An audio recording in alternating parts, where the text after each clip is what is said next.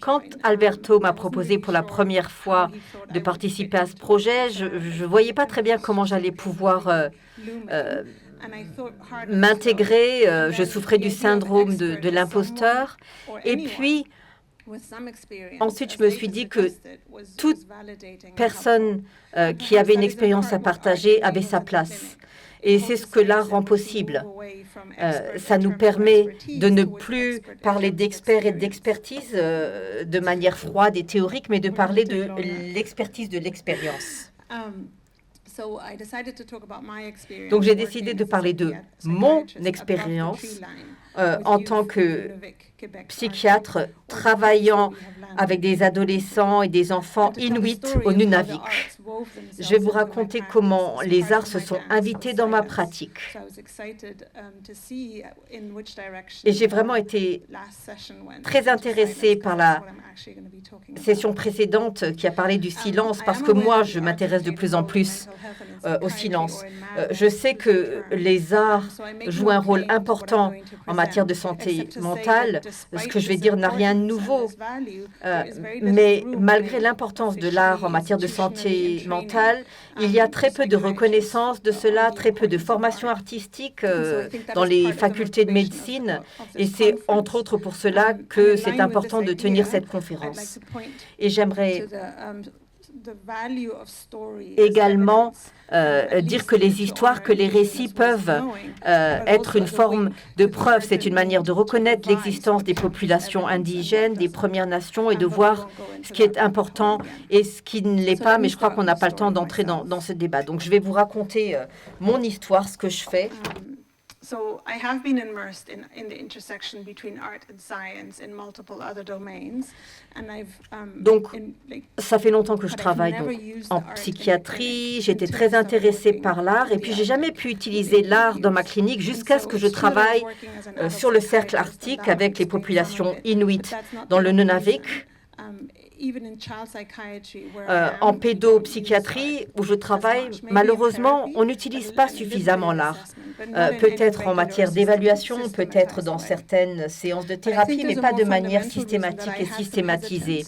Et je crois que j'hésitais également à avoir recours à l'art dans ma pratique clinique parce qu'il y a cette hésitation à instrumentaliser l'art, à lui donner une fonction, un rôle. Et ça, c'est un débat que nous devons avoir ou que nous avons en tout cas évoqué ici. Certains voient une tension entre l'art et l'instrumentalisation, d'autres ne la voient pas, mais il y a l'art comme outil et l'art en tant que tel, l'art expressif, l'art interprétatif, est-ce que l'art doit être archivé, est-ce que l'art doit être détruit, etc., etc. Et moi, je n'ai pas de position bien définie, mais ça explique pourquoi j'étais réticente. Donc, je reviens sur cette région où je travaille, le Nunavik, desservi uniquement par avion, parfois un bateau, quelques mois par an. Moi, je travaille sur 3 communautés entre 1500 et 3000 individus. J'y vais pour quelques semaines à la fois. Je vois essentiellement des jeunes, mais également quelques adolescents, quelques jeunes parents. Je vois également des enfants qui ont été placés sous la protection de l'enfance au Québec, qui ont été placés à Montréal, de cette communauté inuit. Donc voilà la frise chronologique de l'histoire des Inuits avec la période de la colonisation. Alors je ne vais pas réussir à vous raconter toute cette histoire, la richesse de l'histoire et de la présence encore du colonialisme dans l'histoire inuite. Donc je ne vais pas passer en revue tous ces épisodes de colonisation, de répression, de domination des images, des croyances, du langage. Et je ne vais pas non plus parler du génocide culturel qui a eu lieu. Je dirais simplement qu'il y a encore aujourd'hui ce colonialisme qui est toujours présent, même si c'est de manière plus subtile.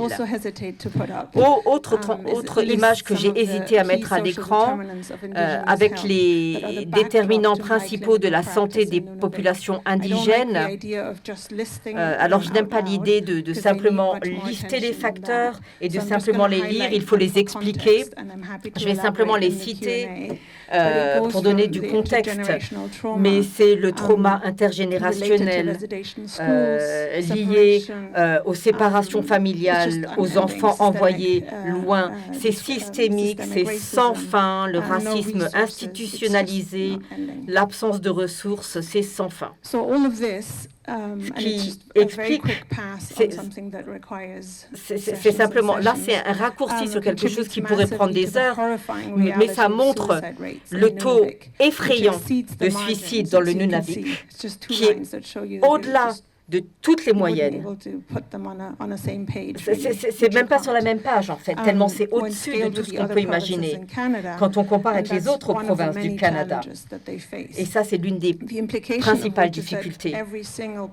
Chaque personne connaît quelqu'un de très près qui s'est suicidé. Et ça, c'est un facteur inévitable dans cette population. Bon, étant donné ce que je vous ai dit,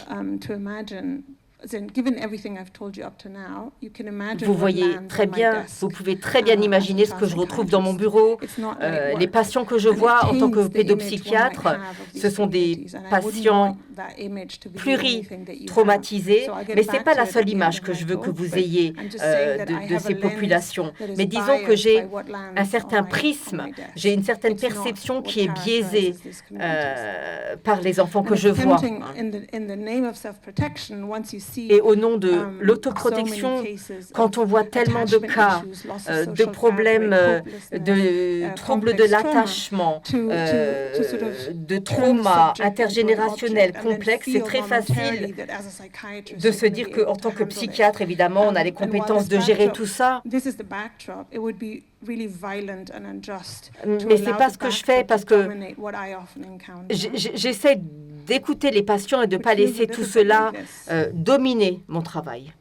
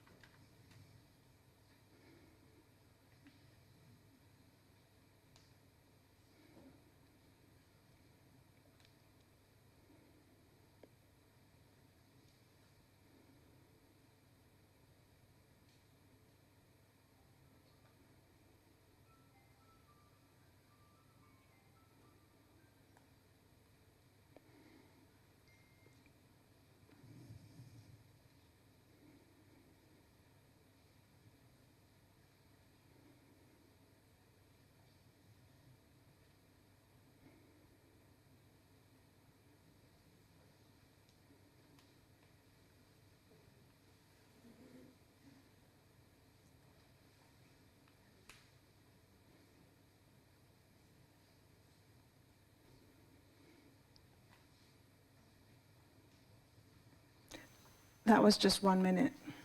Ce n'est qu'une minute, mais généralement ça suffit pour avoir plein de réactions.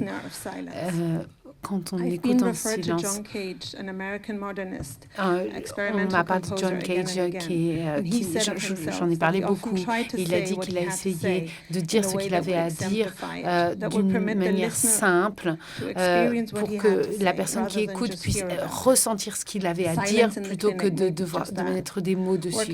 Et le silence dans la clinique, elle nous aide à faire cela. Et donc le silence dans la clinique, spécialement à Nunavik, est quelque chose qui peut permettre de dire des choses qui sont en lien avec la manière dont on met les choses dans un cadre, dont on les construit, dont on les conçoit. Ce sont des impératifs éthiques, mais également des impératifs pragmatiques. Et nombre d'entre eux ont un lien avec la manière dont on utilise l'art dans notre clinique. Comme je l'ai dit,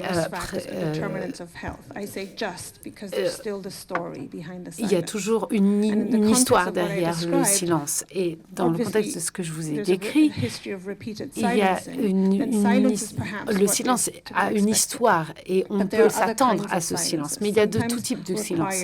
Parfois, le silence est nécessaire pour qu'une famille et une communauté puissent coexister. Et souvent, des parents me disent et ne font pas. Halomat, l'homme blanc, qui parle. C'est quelque chose qu'ils ne font pas. Non. D'abord, ils disent ce qu'ils ont à dire, puis ils pardonnent, et puis après, ils se taisent. Il y a le silence. Et je suis encore en train d'essayer d'apprendre ce silence. Je ne prétends pas le connaître encore, mais le silence est très important pour eux. C'est pour ça que je vous en parle. John Cage a fait une composition moderne en 1952 et il a demandé à ses musiciens de ne pas jouer pendant trois morceaux. Et le but était d'essayer d'ouvrir l'esprit à l'idée que tous les sons sont des musiques. Le but c'était de faire ouvrir la porte au monde extérieur, que laisser le son être un son. Et ça, c'est une nouvelle approche de l'écoute, peut-être même une nouvelle vision de la musique. C'est créer un autre lien entre l'art et la vie. Et Cage a dit, il n'y a pas de silence. Le silence n'existe pas. Et Susan Sontag a écrit en 1969, la notion de silence, de vide, de réduction dessine notre vision et notre perception orale. Il faut regarder à l'extérieur et à l'intérieur pour pouvoir trouver de nouvelles manières, de nouvelles approches, de nouvelles manières de comprendre.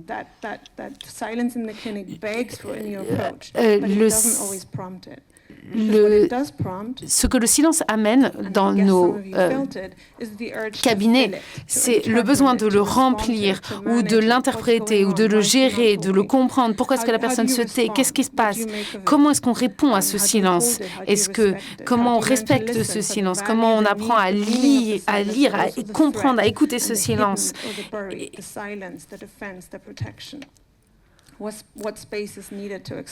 Qu'est-ce qu'il y a à explorer au cœur de ce silence? Et dans le processus d'écoute du silence, c'est comprendre d'où il vient et à quoi il sert, quelle est la théologie du silence. C'est un processus en soi qui amène à la réflexion. Et on essaye de comprendre le silence de quelqu'un d'autre, mais ça peut être un petit peu condescendant que d'essayer de faire cela. Et ça peut nous amener à encore plus de silence. Le silence, il est facile de le remplir par notre propre projection, nos propres objectifs, de romanticiser ce silence.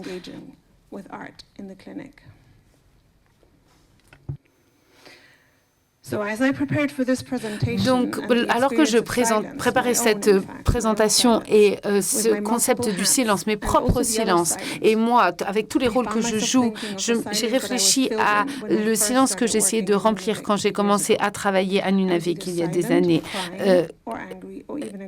Est-ce que ce silence, je le sentais comme agressif, rempli de colère, parce que je n'avais pas la capacité de prendre cette distance par rapport au silence.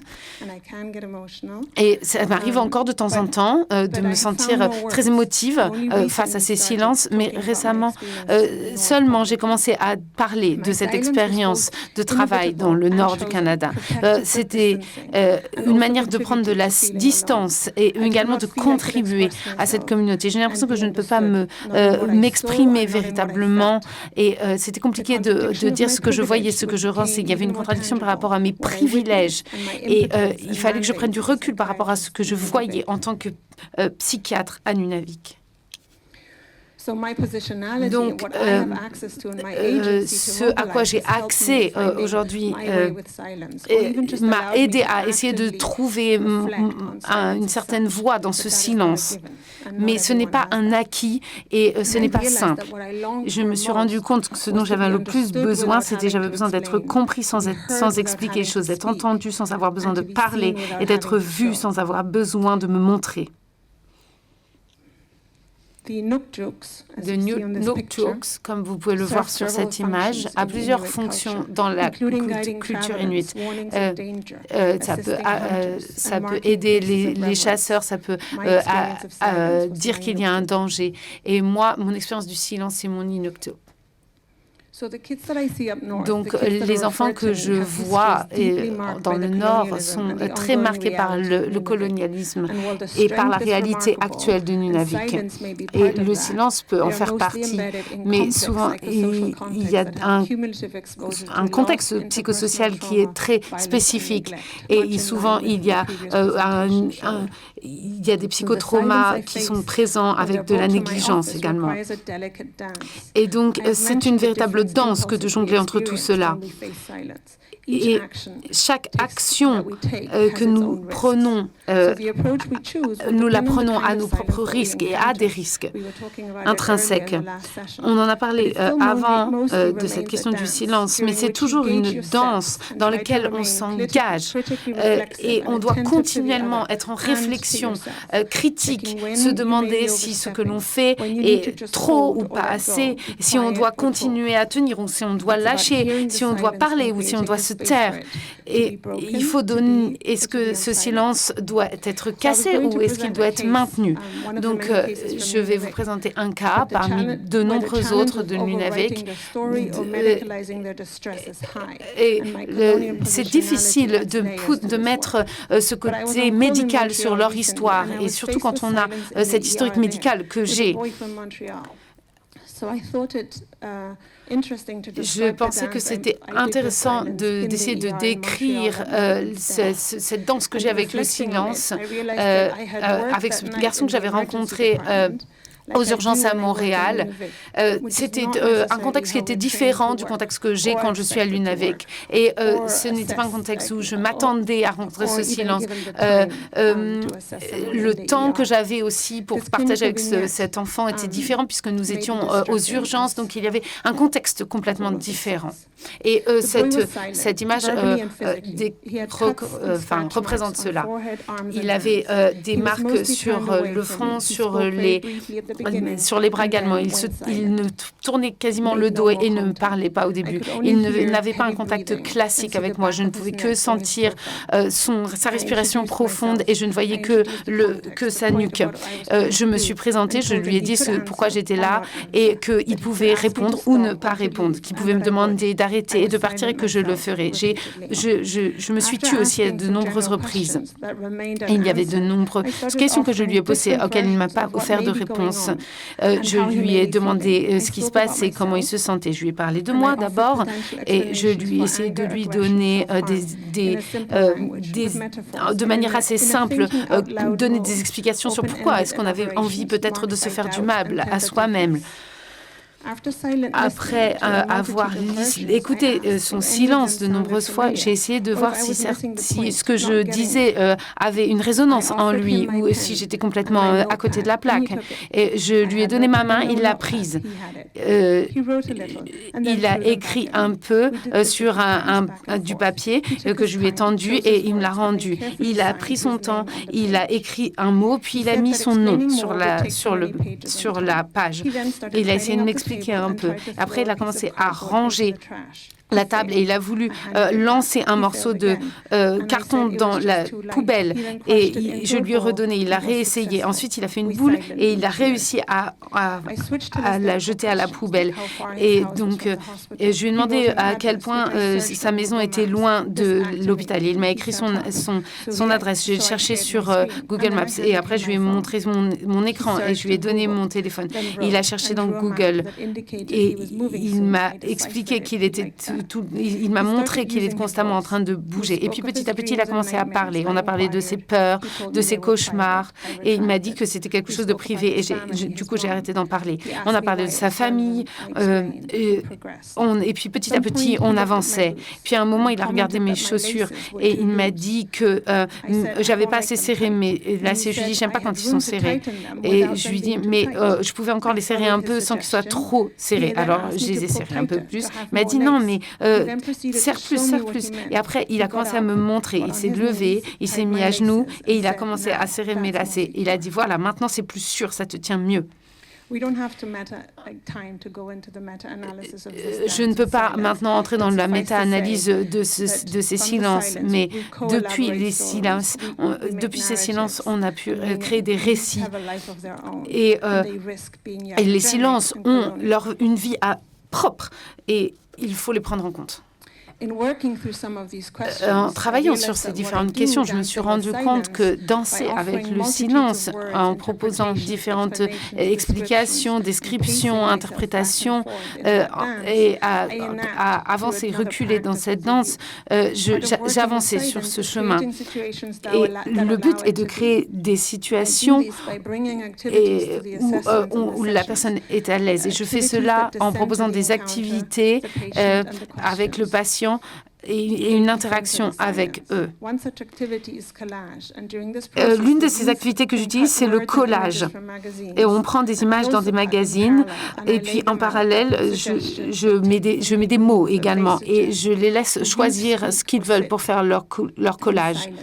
Et souvent, ils sont silencieux lorsqu'ils font ça. Parfois, ils choisissent de faire une composition et parfois, non. Et elle a fait ça, puis après, elle a pris une photo. Le but de cet exercice, c'est d'essayer d'aller à l'encontre de mes origines sociales, de mes origines culturelles et de m'approcher d'eux et d'essayer d'aller là où ils ont besoin d'aller, dans leur contexte, et de ne pas négliger cette réalité qui est la leur, de prendre en considération leur réalité, leur contexte.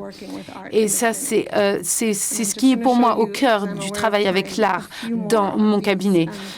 J'ai bien conscience de l'heure qu'il est, donc je vais vous montrer juste quelques autres collages qui ont été effectués par certaines de ces filles avec qui je travaille.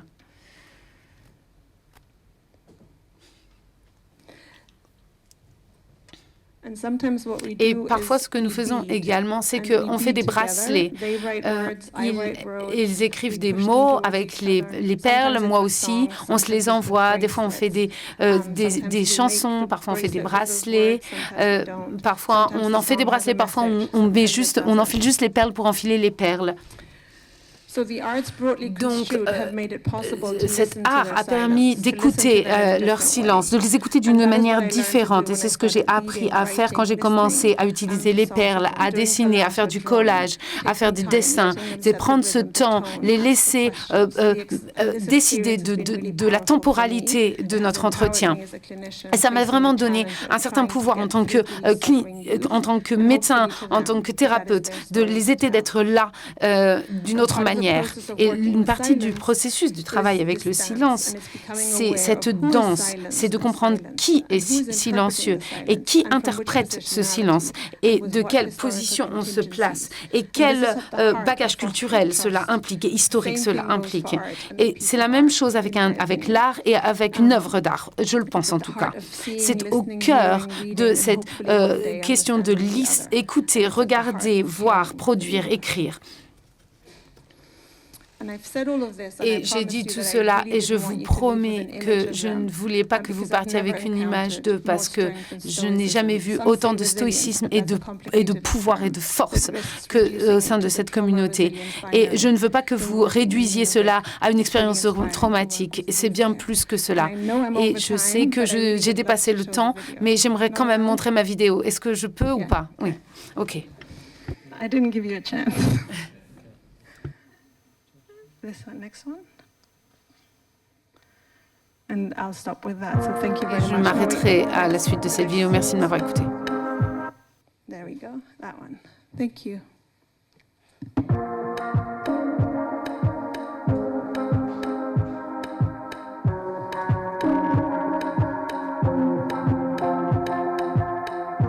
Do you want to live or stay alone? Howl at the moon, then let go. I feel the energy taking control. I hear the beat coming from my soul. Look up at the sky with me. Proud of where we come from and our history. Pray that our ancestors are with me. Walk with us cause it's hurt where we living. Nakaulang hapon, pitak ko nga. Alingon pinasungad. Ilang nakaloha, pinasuko, misukad. Kumadika ko tagisane. When I feel pain inside, heartbeat makes me feel alive. Listen to music, help my pain, sunset.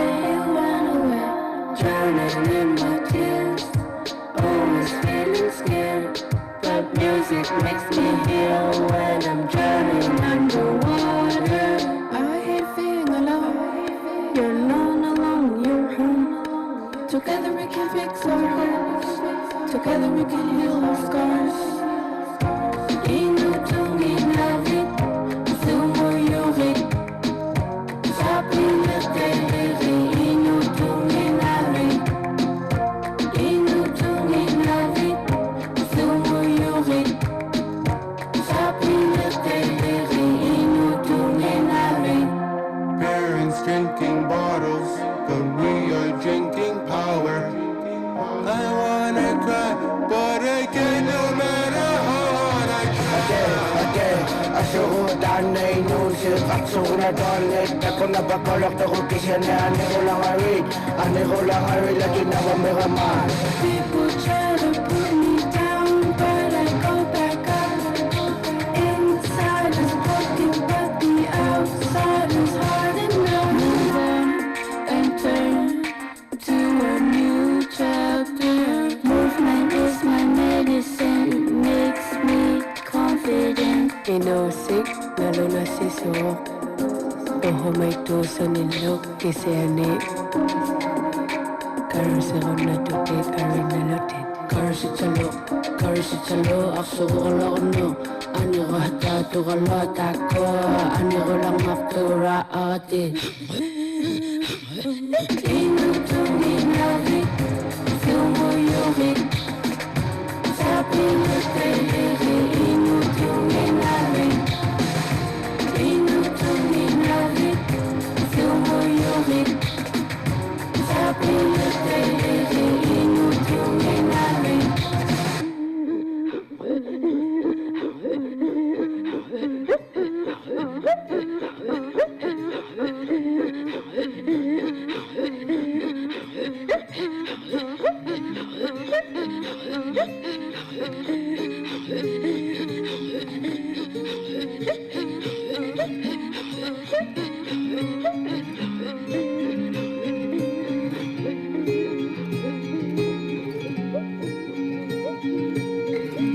Inutungin natin, sumuyukin.